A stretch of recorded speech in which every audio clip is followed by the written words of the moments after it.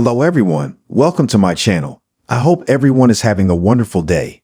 Before starting the video, please go ahead and hit the subscribe button and give this video a like up.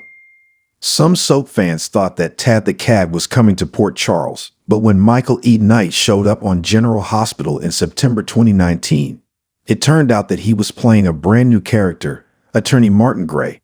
The actor is best known to soap fans as All My Children's Tad Martin and also enjoyed a stint as Dr. Simon Neville on The Young and the Restless. He continued to play the recurring role on GH until February 2024, though in September, he was back in action. Martin was first introduced when the lawyer met with his client, Nell Benson, at Pentonville where she was incarcerated. They discussed her case, and he admitted it didn't look good for her. She insisted that she had changed her ways and felt remorse for the crimes she'd committed, and Martin agreed to represent her at her parole hearing. Then Martin found himself hired by Kim Nero to represent Franco Baldwin in court to argue that he was really Drew since he was implanted with his memories. The attorney was intrigued and took the case, successfully arguing that Drew's identity shouldn't be determined by his physical appearance. After Nella was finally released on parole, Martin continued to work with her as she schemed her way into the Quartermaine family, but he was really working more closely with Valentin Cassadine, helping him locate the codicil to maintain his hold on the Cassadine fortune. When that was finished, Martin continued working for Nell, helping her argue her custody case to take Wiley away from Michael Corinthos. When Lulu fell into a coma following an explosion, Martin suggested Valentin take advantage of the opportunity to secure custody of their daughter, and a disgusted Valentin fired him. It was later revealed that the lawyer shares a connection to Port Charles bad guy Cyrus Renault. They are brothers.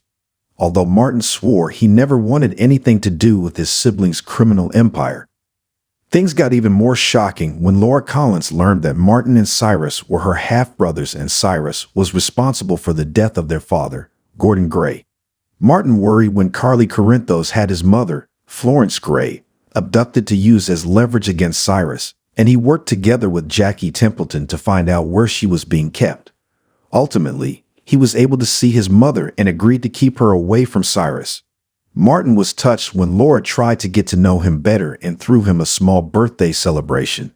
But their relationship soured when Cyrus revealed that the attorney had helped Julian flee town after he caused the bombing at the Floating Rib.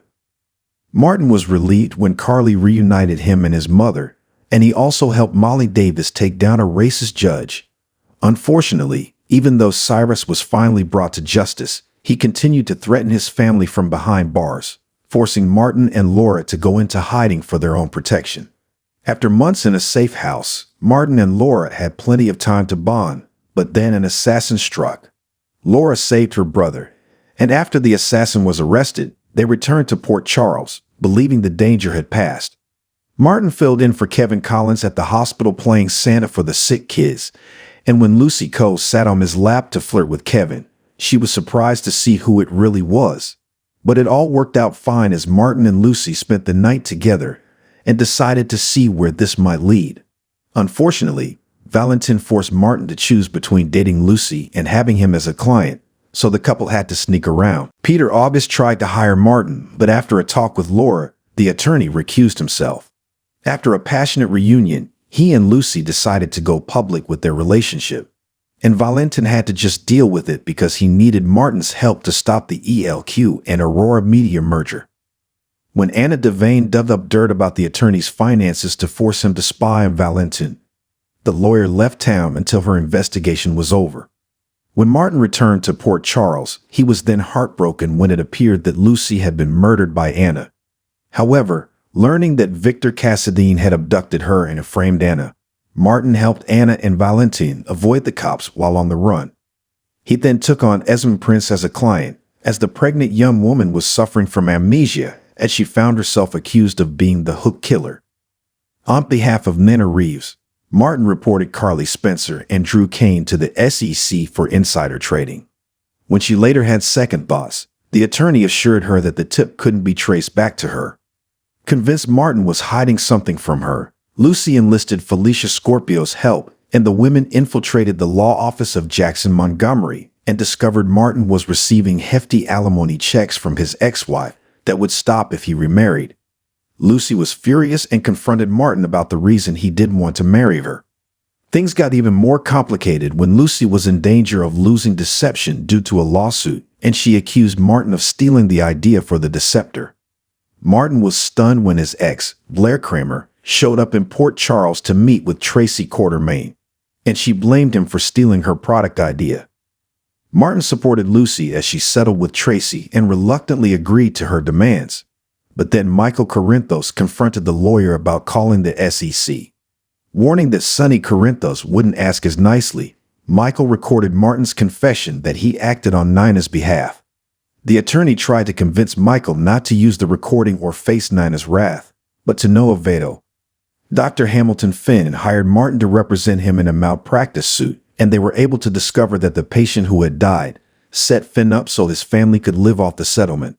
Although the doctor didn't want to hurt the guy's wife and kids, Martin was willing to do it to get his client off. But in the end, the wife dropped the case after Tracy donated to her late husband's GoFundMe. In February 2024, Martin grew very suspicious when Lucy was spending quite a bit of time with Scott Baldwin and wouldn't tell him why. Tracy made him think that Lucy and Scott were having an affair, so he dumped her.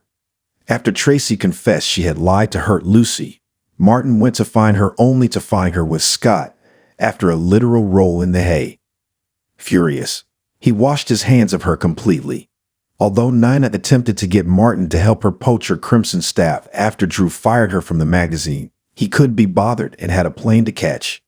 Before leaving town, Martin stopped by Laura's to give her legal papers he had drawn up so she and Kevin could legally adopt Ace. Lucy raced to the airport, but Martin had already boarded the flight to North Carolina.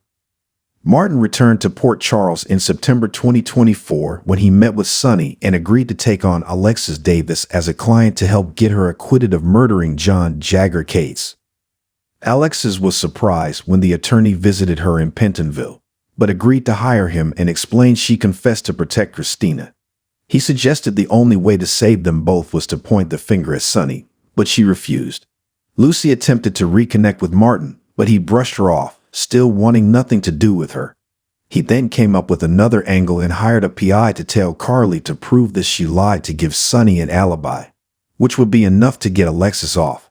He got a picture of Carly with Jack Brennan and Alexis told him to bring it to the police. But in the end, it was the gun Alexis disposed of turning up and not being a match to the one that killed Jagger that got the judge to drop the charges. Then, in December, Martin returned to visit Laura to discuss her daughter, Lulu Spencer, waking up from her coma and how Cyrus claimed to be in charge of her medical care. He soon found himself confronted by Jason Morgan and Anna, who wanted his help in locating Valentine and Charlotte. After pointing out the irony of the police commissioner working with a hired thug, Martin offered up his phone for them to search.